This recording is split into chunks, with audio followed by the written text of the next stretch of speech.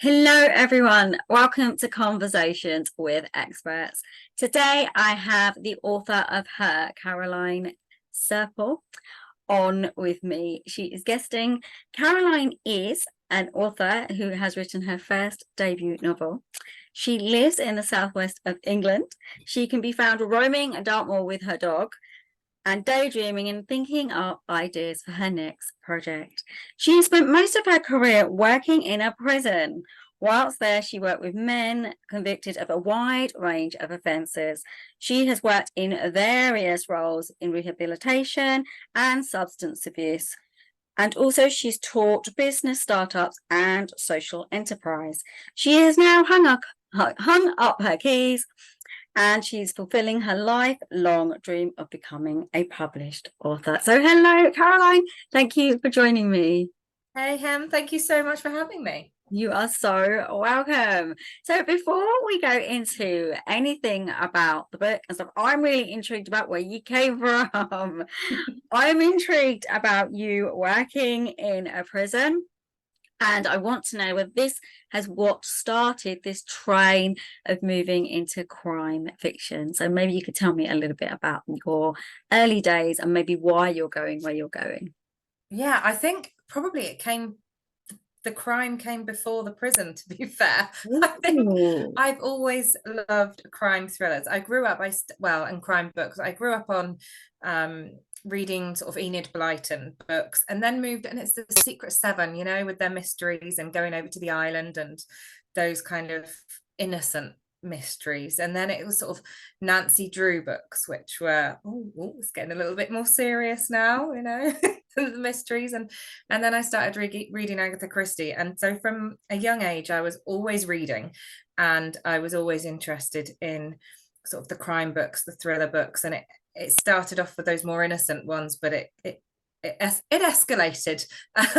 It escalated, and before I knew it, I'm watching true crime documentaries. I'm 10 seasons deep in something on Netflix. And so it was the right career path for me, because it's just something I've always been interested in: offending behavior, why we do what we do. Yeah, it was a So, natural progression. so do you think then that your work in the prison then has helped you to get some of the information that you needed to bring that into your writing? I think that's a great question. Someone asked me the other day, actually, how much research I had to do for this book. And I think the beauty of doing that for a job is that there's a lot of things that I kind of knew. I knew the processes. I knew the industry inside out. So I knew that side of things. And there has been some inspiration from certain people along the way, people that I've worked with. I put in this book, the group of characters have a sort of a pizza night once a month, and a group of friends that I worked with for years in the prison service and probation, we still have pizza every month. And those friends read it and they said, "Oh, you've put our pizza night in." So little things like that were really lovely that I did put in. So yeah, I took a lot of inspiration from the other side of it, people that I worked with as well. But there's no direct character. No direct, no. It's often the thing, isn't it? So when people write fiction, not so much obviously non-fiction, because this should not be the case with that. When people write fiction, it's often the case that people say write what you know to some degree. So I suppose in non-fiction as well. But it's kind of like write something you've experienced or you have some kind of idea about. And I'd like to hope that most authors don't have criminal intent, so they don't have this experience, right? So I think that maybe your experience or the things that and the people you came into contact with may have given you some kind of, I suppose, a window into a world that most of us don't really have access to, maybe. Yeah, possibly. And I worked with people with lots of different convictions and lots of different motivations behind that. And I think as well, whilst my characters, some of the ones that don't survive, I'm being careful with what I say, some of the characters that don't survive the book are people are pleased that they don't survive the book, but also I wanted some of them to be likable. I wanted there to be likable elements, and there was one character that actually did start off. This character did start off a little bit inspired by somebody that I worked with, and I wanted this character to evolve to be quite a nasty character. And unfortunately, he took his own personality and he ran with it, and it didn't go where I intended it to go. And I then had this really difficult decision of, do I keep the character, do I not? And I actually ended up liking a character that I intended to not like. That's intriguing. So yeah. So for our viewers, I just want to explain a few things. So when people write books and they write this fiction, it can be really strange because you become characters almost. It's almost like an actor, and a writer has that same thing. Okay, so they say, for example, I have a character called Katie, and in my mind, Katie becomes very, very real. So I wanted to like her at the beginning of the book. Weirdly, these characters they take on their own personalities, and this happens with authors a lot, right? And so Caroline's kind of explaining that, and it's kind of, it really does. And so, you know, when you watch a film sometimes, or, you know, or you're in the best book you've ever read, and the character starts to diversify and change, you think, who is that person? This is how these things happen within novels. Did you find that a lot while you're writing, even maybe the early days, that the diversification was happening very fast or slow? How did you find it working for you? Definitely. And it happens quite fast for me. The characters, I'm a very, very visual person. So I can almost see the scene unfolding in front of me. I don't need to conjure it up or write it and then imagine it. I'm kind of really immersed in that scene when I'm writing it. So I see that thing happening. And there was sometimes that I thought, oh gosh, is that a bit gruesome? Should I put that? But then I thought, well, no, because that's what's happened. That's what I've just seen in front of me. So the characters really, for me, they really do come alive. And I almost felt that if they weren't coming alive, have I done my job as a writer in developing that character? Do I need to go back and develop the character a bit more to make sure that they do come alive? Because if they don't come alive for me, how can I expect them to come alive for my readers? That's beautiful, and I love that. And that's a real thing. That is a definite thing you need to be knowing with that. So now I'm going to go a little bit backwards. So when you were a youngster, when you were very young, little Caroline, did you want to write books then? Yes. You did. Yes, I have always wanted to write. I've got so many stories that I wrote as a child. I must do something with them one day, a strange children's book. But most of the stories I wrote, I grew up on a farm and I had a pony. And every story that I wrote as a child was about a little girl who would run away with her pony, usually to join the circus. So I've got all sorts of stories that I wrote, but I was always writing. I always wrote stories, and it was always a farm girl with a pony goes off to the circus, or similar type of things like that. I often had a pet chimpanzee in my stories that I wrote as a child. I always wanted to write, always wanted to. Didn't know what to write. And then I left the prison service, and it's as if it was some kind of catalyst that unlocked something inside me, because I've always wanted to do it. And then, you know, probably within a year of leaving, one day I just went, I'm going to write a book. It's going to be about a female serial killer. It's going to be called Her, and that's the ending. Wow. And it literally, I had the name of the book, the concept, and the ending in that moment. And then I worked backwards. I wrote the ending. So I wrote the ending before most of the book. I went back and changed it a little bit, but I knew how it ended.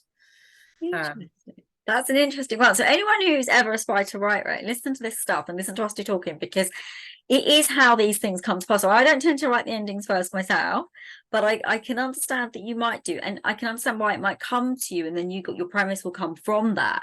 So yeah, I can see how that could happen. That sounds really intriguing, actually. So the crime thing, because I'm still intrigued by how we end up where we end up with what we write, and even how we end up where we end up as readers, right? Because as a reader, say from in my experience, I would not have read crime maybe 10, 15 years ago, and suddenly one day I just started writing, and I write it as well. I do write some crime. I was not meant to say that. It's accidentally come out of my mouth, but so I accidentally said that.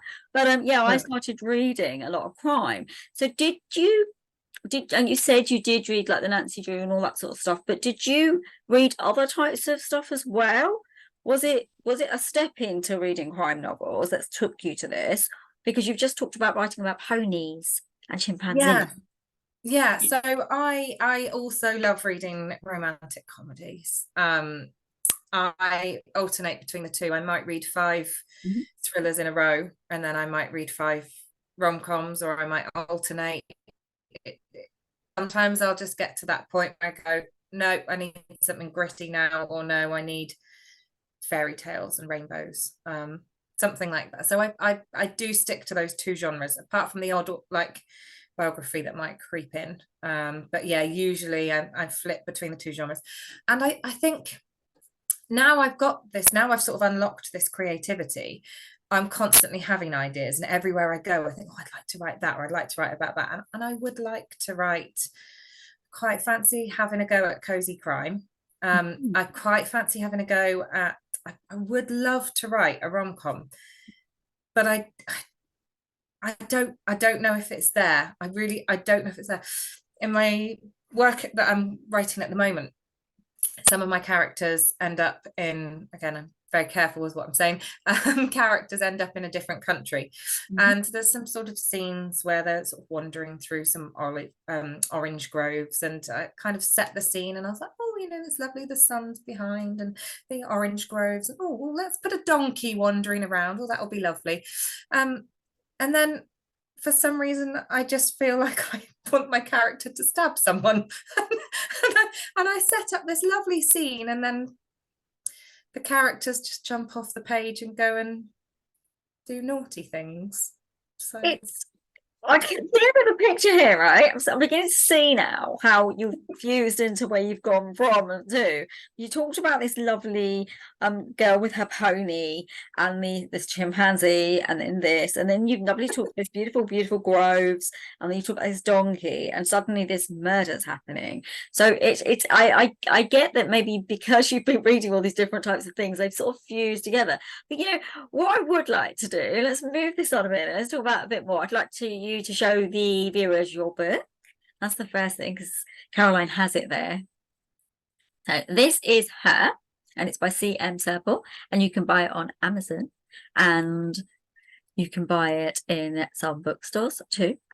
So yes, but what I want to say to everyone is well, I'll say to you actually, because you're going to answer the question. But what do you think? What do you think those who love crimes can get out of reading her? But before I say this, before you say anything, I just want to tell you a little bit that's on the back blurb. It says she works for the local authorities and is on a killing spree in Plymouth.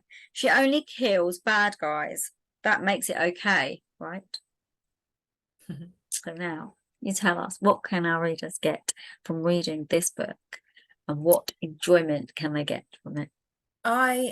What I wanted to create with this book, so I wanted this female serial killer. That was a big concept. I read a series about a female serial killer years and years and years ago, and it's always stuck with me. An author called Chelsea Cain, actually. I absolutely love her. She's a big source of inspiration for me.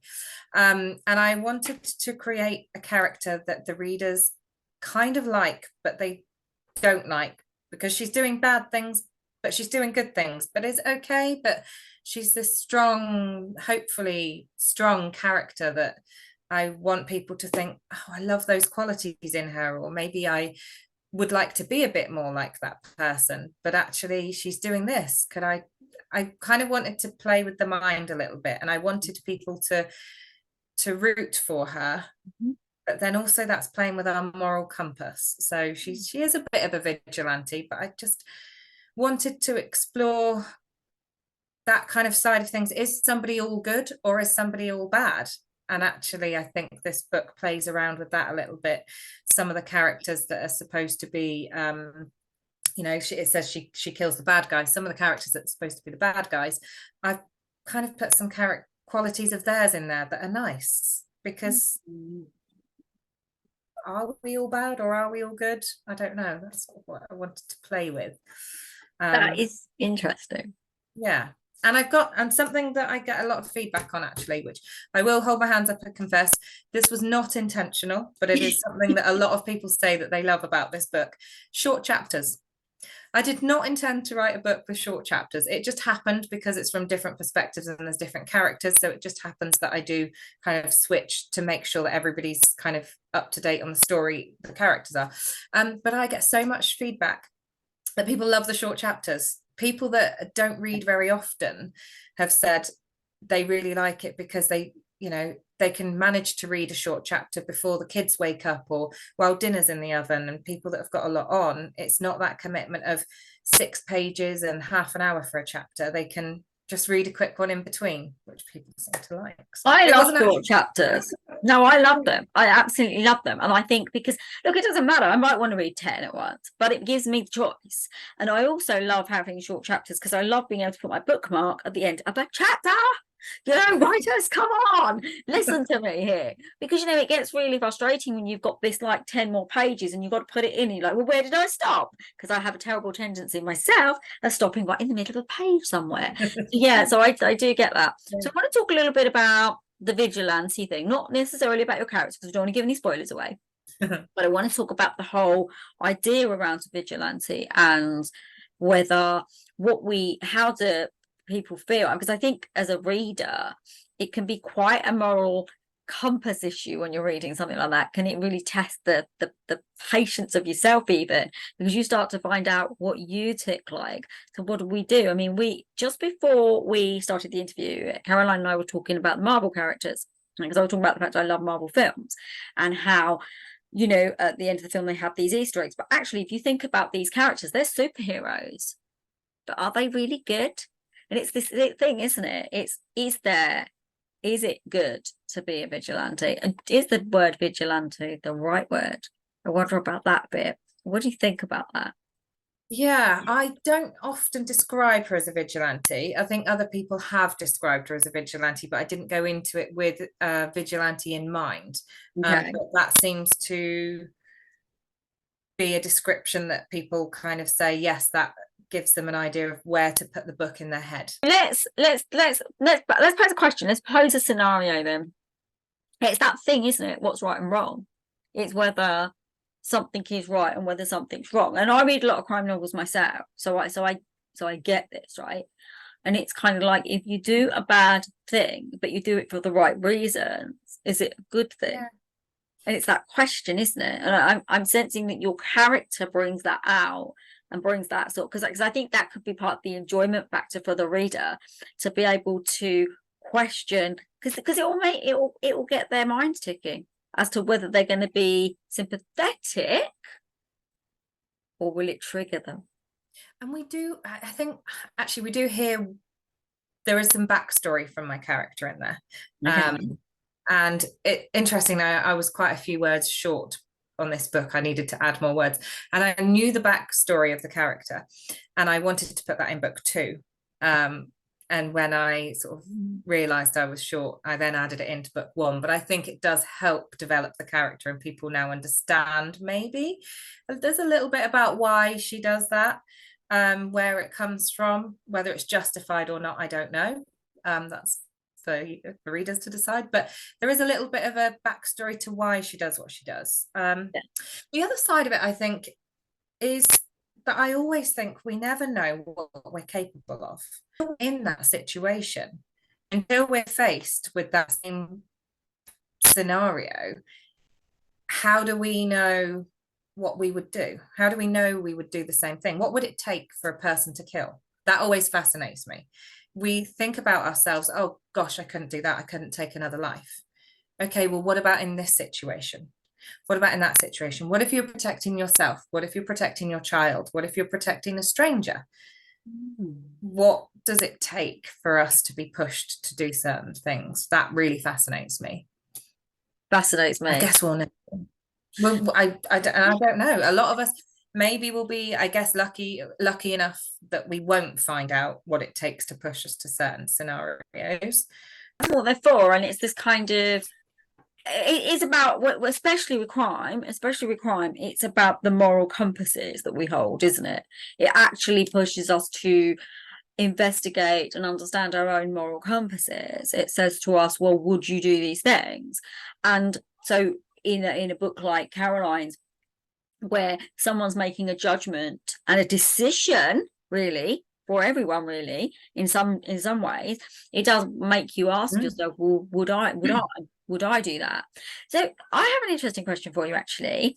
So how does it feel with your characters for you? How do you feel about your characters? What is your relationship to your characters?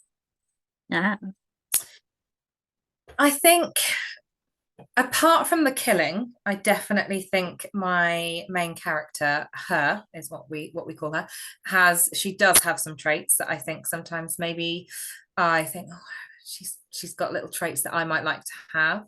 And some of my characters, like I said, I really liked some of my characters, and I then found it hard to decide what to do with them. And I think it is a very brave thing to kill off a character you like, and it's really hard to decide whether or not to do that. But sometimes it can make or break a book or a film or a TV show. Whether or not you keep a character somebody likes has a massive impact on whether people want to come back for more, or how they feel at the end, because that's ultimately what it's about, isn't it? When you get to the end of a book and you shut that last page, how you feel at the end, I think. I think so. I do think so. You did sort of slip up a little bit earlier, by the way, and you said something about book 2. So there may be another book with her. Caroline's not so sure yet, but we're just saying. Maybe. And yeah, I am I'm writing a second book at the moment, which is a standalone book. It's not a sequel to this one, but you might just spot a little follow through if there's a character or two in the first book that you liked and you maybe became attached to. If they survive the first book, you might spot them in my second book, which, like I say, it's not linked, it's a standalone book, but there's some little hidden treats for the really conscientious readers. So a little bit of an in-joke for us there. But yeah, I am hoping to work on a sequel for this one as well. I always say it doesn't really matter how a book ends, and we were talking about this earlier, weren't we? It doesn't matter how a book, a film, or a TV show ends. You can kill them, you can put them in prison, you can let them run free, living happily ever after, and whatever you do, you can always bring them back. So it's not giving a spoiler for me to say I would like to do a sequel and see. I'd like to see where it can go. What readership do you think will like your book? So which readership, maybe authors that they might like that might, no, I'm not saying you're comparing your book to these books, okay, but which readership do you think may be drawn to her? Which ones do you think, just to give someone an idea of maybe if it's the sort of book they might want to go for? Yeah, it's hard, isn't it? Because you don't want to compare yourself. You're not comparing. You're just going to name a type of readership. If I could choose who I would like to sit on a shelf with, I think that would be how I would. That's how you could say it, yeah. And I would love to sit on a shelf next to CL Taylor, who has done some amazing standalone books. I love Alice Hunter, who she also writes as Sam Carrington, fantastic books. Jane Corrie, I mean, brilliant plots. But yeah, definitely CL Taylor she's a big one of mine. I love her books. But I read a lot. I love Peter James, who is more procedural crime. Mine is not a procedural novel. So for somebody looking for a procedural crime, there's an element of it, but it's more, it's not about the procedural element. So yeah, I think there's something for everyone. I mean, there's death, but it's not too gory. There's a little bit of suspense, but you're not gonna, not be able to sleep at night, hopefully. there's a bit of everything. I'm going to read it. I never read the books before the interviews because I don't want to give spoilers, but I will read it and then I will see what I think. But the next question I want to ask you is, what did you do research wise for the books, or did you find that you didn't have to do anything because it just brought itself together through things you already knew and maybe things that you've already experienced? I did have to do some research. So I've got a friend who's a nurse and a friend who's in the police, and they both got some very bizarre questions at all times of day and night. Along with, because you can Google things about what a body smells like and decomposition rates and things. And those are things that I find actually really fascinating anyway. I have a surprising amount of books on blood spatter patterns and body decomposition because I actually genuinely find that really interesting. But I did have to message people. I did have to message people and sort of say, what would this be like, or how long would this happen, or my friend who's in the police, I sort of said, how did you feel the first time that you found a body, and things like that. My friend who's a nurse, I asked her a few questions about toxicity of certain things, again not going into it, but went into a bit of toxicity questions and just how much of this would this take, and things like that, just to explore different ways to bump my characters off, really, and what they might look like when I've done it. So I did have to research that, definitely. and then you go. It's what, I don't know if we spoke about it in the interview or before the interview, but we were saying about how normal people don't know these things, and normal people don't experience this stuff. So yeah, of course you're going to have to do some research so you can get those facts fairly accurate, because it's like anything. It's like with historical novels, people don't want to see that people have written stuff that was just as implausible and couldn't possibly be directed in that time and things like that. So how about for that? Was there anything that you found particularly tricky, maybe? Yeah, that's actually a really good question, and that's something I do I've talked about a couple of times in different things that I found really hard trying to marry up. Well, this is what I want to happen, and I want to write this because I think this will be a good story, and this will keep the readers in, and this will keep the book going, and this is what I'd like my character to achieve. But also I've got to then think about, well, there's ANPR cameras, there's triangulation for the phone signals, and if I want to send a character here, okay, well, who doesn't carry their mobile phone with them now?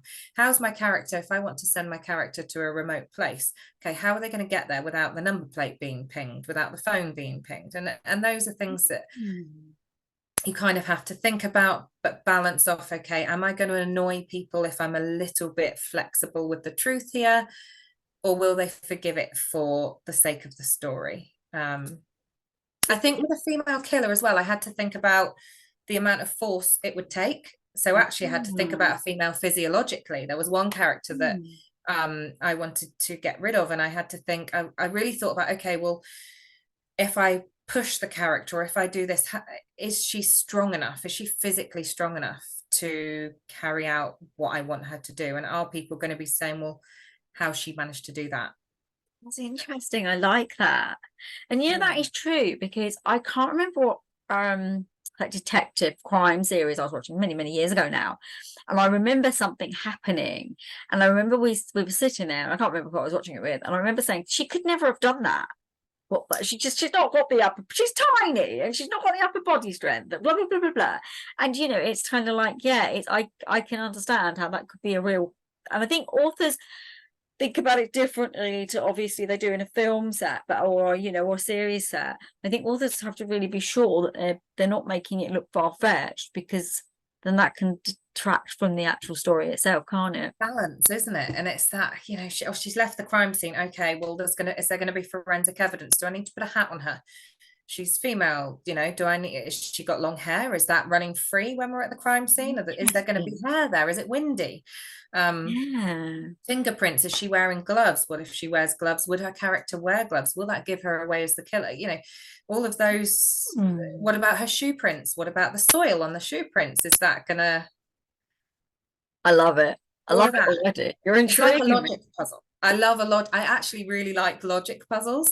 The actual old school pen and paper puzzle books. I love just sitting and doing a logic puzzle.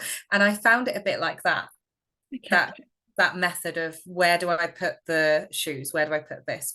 How does that all fit together? I really enjoyed that. It's like a challenge. It is really intriguing, actually. It's like when you said it, because I'm sort of, because I read a lot of crime novels as well. So I was looking up because clearly Caroline and I are a bit different to normal people. Okay, I'm just going to say this now. I was looking up how long a body would take to come up in water if it was someone drowned someone, right?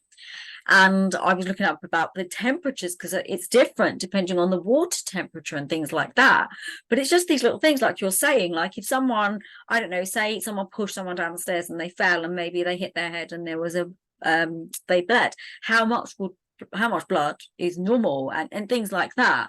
And yeah, it's a lot to think about, isn't it? Actually, it's a lot to think about. It really is. And I don't think, do you know what's funny, you saying that about the amount of blood?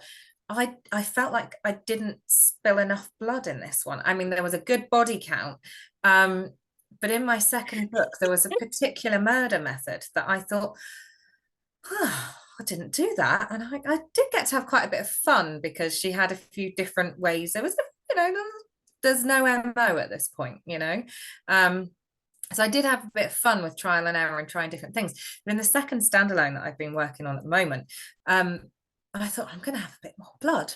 So I had a bit more blood, but I'm not a gory writer. So I have learned that about myself. I'm not gory. I might have a big puddle of blood, maybe some footprints splashing around in it, but I don't really need the intestines or any of the insides with it. Do you know what I mean? I'm not a gory writer. I wouldn't either. No. Yeah, no. I don't, There you go. That's for our readers to understand. You're not going to get loads and loads of gore in Caroline's novels. You're not going to be frightened. It's not horror-y as well, is it? No, definitely not horror. I'm not a horror writer.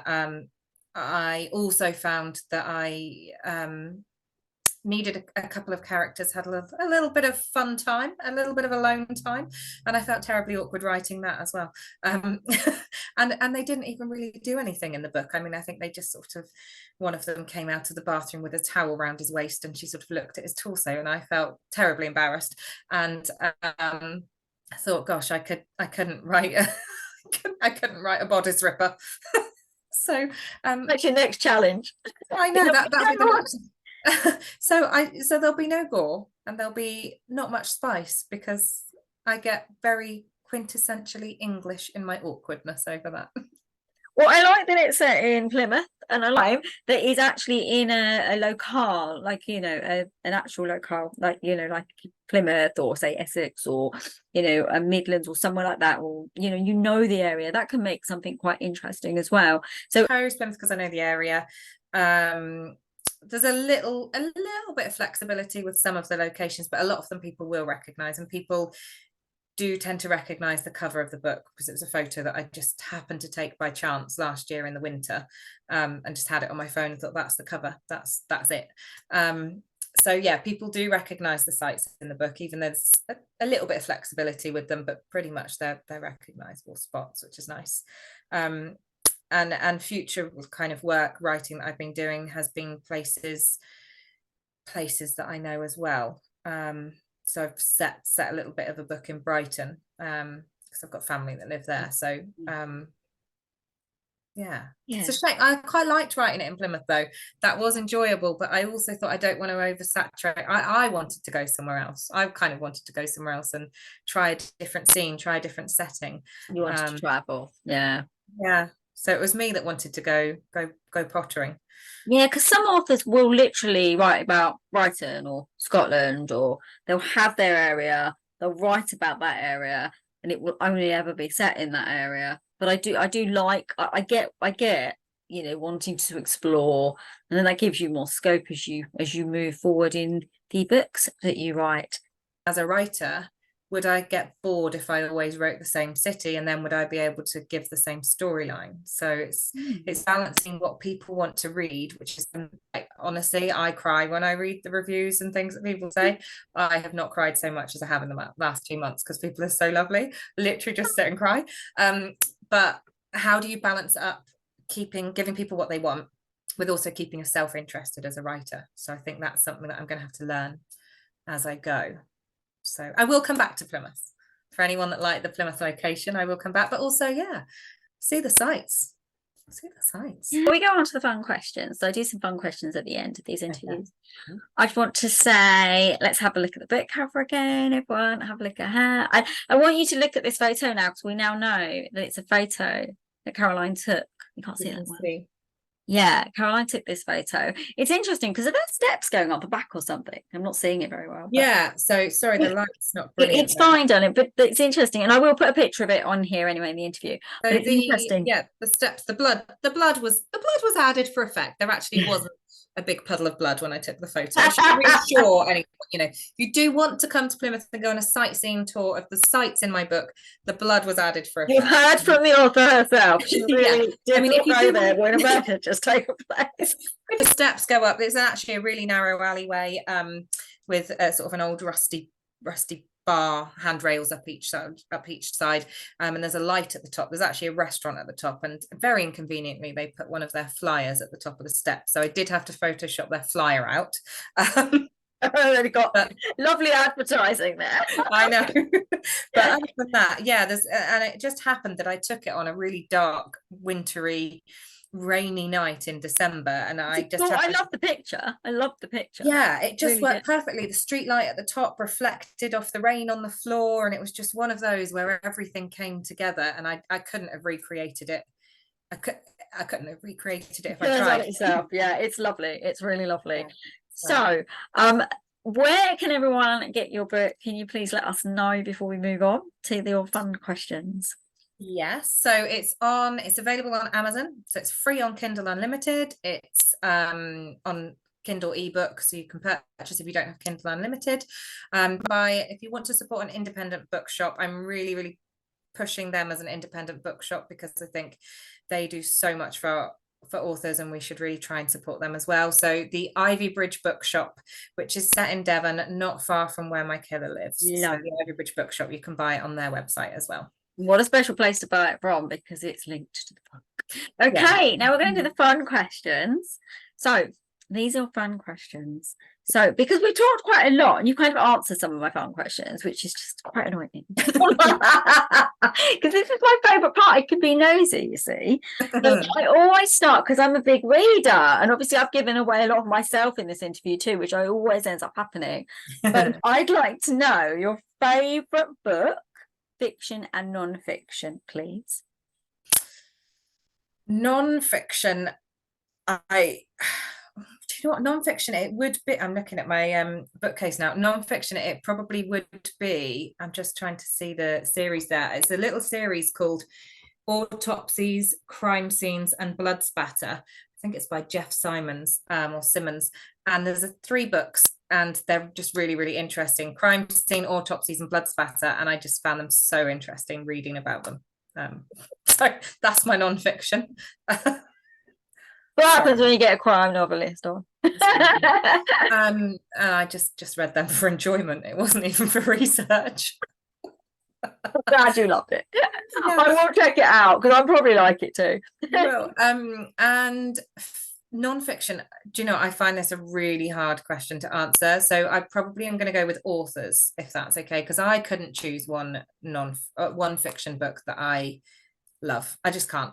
I have authors that I love. Like, I absolutely adore Portia McIntosh, Jill Mansell and Ali McNamara are my favorite 3 rom-com authors. I can't get enough of their books. My favorite crime thriller authors would be the ones that I said I'd like to sit alongside, I think. Yeah. Gail Taylor, Alice Hunter is brilliant. I read The Whisper Man by Alex North. Ooh. And that was absolutely fantastic. Is something I want to read. Yeah, really good. I've only read one of his books, and it was the first book in a long time that I've read. Other books that are brilliant, and I've read them in very short space of time. But his was the first one in a long time that had hairs on my arms, and that I actually thought, go and make sure the windows and doors are locked. Okay, maybe I won't read that then. Well, that's enough of the books, because when you ask writers and authors about books, they can go on forever. And normally when I do these interviews, when I ask about books, the people go, I don't know, I'm not sure. I'll just give me a moment, I just need to go to my bookshelf. So that's what normally happens. So what is your favorite food type? You can say a type, you can say a thing that you love to eat. Do you know what I'm eating a lot of at the moment? My current thing. So Vimto have got these flying saucers. They're Vimto flying saucers. Do you remember those sweets you used to have as a kid? They're Yeah, like, I remember flying saucers. yeah, they're Vimto flavored ones. I can't get enough of them. So for those of you who don't know what they are, they're like these little round, they look like flying saucers. They're like almost like sugar paper, but they're not, right? Because they've got more form. They look like little flying saucers and they've got sherbet in the middle of them. So they've got Vimto runs. Yeah, so those, but yeah, generally favorite foods. I mean, I love a spaghetti carbonara, or anything sugary, you know. Sugary. Sweets, ice cream. I've got such a sweet tooth. I'm terrible. Yeah. I love sweets. I love sweets, honestly. I made one of my friends laugh the other day because I said something about ice cream, and then I messaged her again and said I was happy because I ate ice cream. She said, "Is that all you ever do? Eat ice cream?" I was like, "No, I just like ice cream." What about your favorite drink that you would, or your go-to drink that you would go to? Non-alcoholic Diet Coke with no ice, no slice. Very set. Alcoholic Malibu Diet Coke, no ice, no slice. Getting a theme. And what is your favorite film that you've ever seen? I've got to get you one of these questions. Film. I love what's that lady? She's in lots of films. Loads of them are in lots of them. Do you know what? As a crime film, I love Enough with Jennifer Lopez. Is your favorite music? What's the kind of music genre do you like? I don't listen to music a great deal, but if I do listen to music, it's actually really varied. I like old school Foo Fighters type stuff, but the old stuff. So I was watching some of the Glastonbury footage the other day, and I loved that. But generally, I'd put on maybe country music. So like Zach Brown Band. Interesting. One of my favorites. Yeah.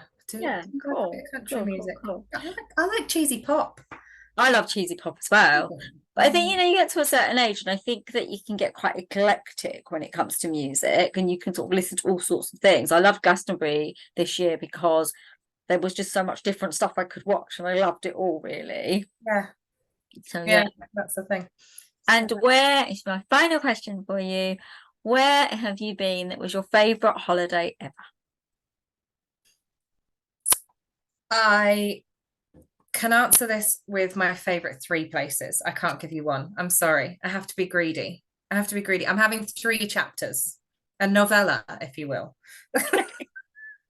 Okay, I've got 3 favorite places. I love Vegas. Absolutely adore Vegas. And I could go there every year. I love it. I love being on Dartmoor. That's a happy place for me. Yeah. And also I have a favorite beach in Toronto in Canada where I love to be. And usually Dartmoor is nice when it's windy and rainy and you go up and you've got the wind on your face and blowing in your ears, and it's good in the winter. But the beach in Toronto, I like to be just feeling the sun on my face, just complete silence, just maybe a cold cider next to me, or a book, and just complete peacefulness. Lovely. And now you all know that if you ask writers questions, or anyone like me, clearly we just talk too much about everything. Sorry, I couldn't give one. But those are my 3 favorite places. I did give a winter one, a summer one, and a doing one. Lovely. So Caroline, where can my viewers find you if they're interested in following you, we know about where to get your book, so just want to know where your handles are and your social media? Yeah, so I am on Instagram as @CM Serpell Author. I'm on Facebook as CM Serpell Author, but that one's got spaces between it. And I am on TikTok. Getting on TikTok now. So I would love it if people could come and show me a bit of love on there, because I'm very new to it. So my TikTok is that writer gal. So that writer and then gal with GAL. So you can find me on TikTok. I do have Twitter, but I don't really use it a great deal. So find me on those, and I'm usually quite responsive. Lovely. Thank you so much. I will put Caroline's handles in the notes so you can go and click on them. So everyone, thank you so much for watching. You know where you can find me at www.selfloveselfcaresystem.com. And I've also got my two Facebook pages, which are the Self-Love Self-Care Coaching page and the Self-Love Self-Care Angel System page. This interview is going to be on the Self-Love Self-Care Coaching System page for anyone that is watching it in YouTube and wants to check out my pages. Anyway, take care of yourselves, everyone. It's been an absolute pleasure to do this interview with Caroline. So thank you for Thank you so much for having me, for being here with me. It's been a pleasure having you, Caroline. So thank you to you. So yeah, so I want to say that. And goodbye to everyone from me and from me. Thank you so much. Thank you for watching. Come find me on social media. I love chatting, as you can tell. Bye bye, everyone. Take care. Bye bye. Bye. See you soon. Bye bye.